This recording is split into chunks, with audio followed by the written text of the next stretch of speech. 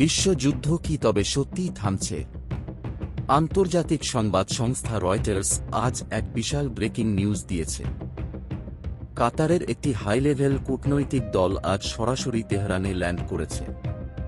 উদ্দেশ্য, মার্কিন president Donald Trump এবং ইরানের সর্বোচ্চ নেতা খামেনির মধ্যকার পরমাণু যুদ্ধ থামিয়ে একটি চূড়ান্ত শান্তি চুক্তি নিশ্চিত করা। পাকিস্তান অলরেডি ওমানে মধ্যস্থতা চালিয়ে যাচ্ছে, আর এখন কাতার ও পাকিস্তান যৌথভাবে একটি নতুন ফর্মুলা তৈরি করেছে।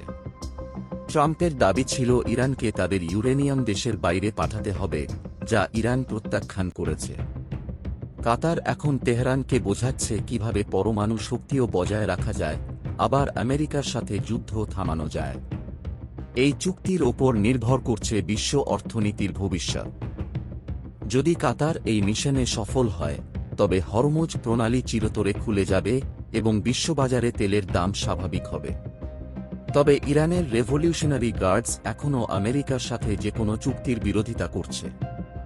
তেহরানের বুকে কাতারের এই গোপন মিশন এবং ট্রাম্পের যুদ্ধ থামানোর চূড়ান্ত খসড়া চুক্তি সম্পর্কে বিস্তারিত জানতে নিচের লিঙ্কে ক্লিক করে আমাদের পূর্ণাঙ্গ ভিডিওটি দেখুন। প্রতিটি ইনসাইড খবর পেতে আমাদের সাথেই থাকুন। ধন্যবাদ।